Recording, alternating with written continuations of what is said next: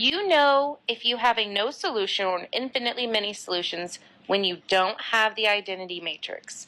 And just as a reminder, the identity matrix is that diagonal of ones and everything else is zeros. That's what we're looking for. So here's an example of having infinitely many solutions. The key giveaway is you have an entire row of zeros. Now what that means, well, I wrote at the top here, let's say these are your x's, these are your y's, and these are your z's. Let's write out what each equation means, kind of like we did in that first example. 1x plus 1z equals 2. The second row says 1y plus 2z equals 3.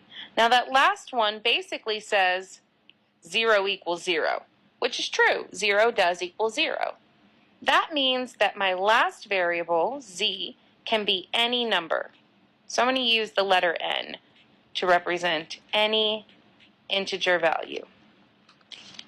Now, you have to then go a little bit further, not necessarily difficult, just a little bit further to write your answer in terms of z. Now I picked z, I didn't really pick z. I'm having to write in terms of z because that was the variable that was all zeros. If y had been all zeros, then I would rewrite every equation in terms of y. It just depends on where that row of zeros is located.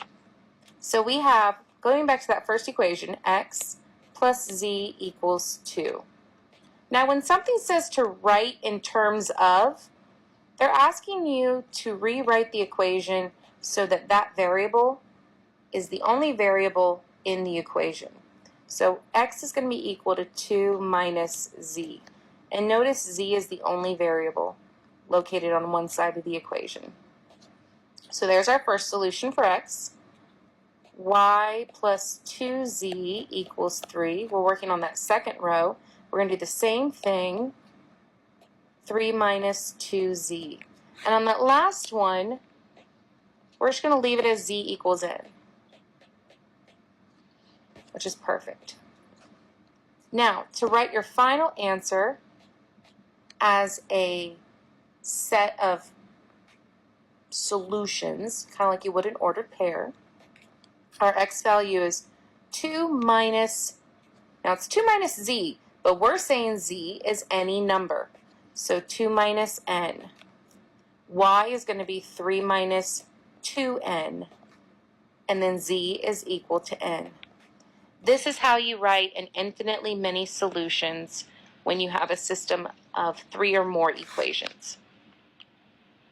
And again, the key piece, seeing that you have a row of zeros. That's how you know it's infinitely many.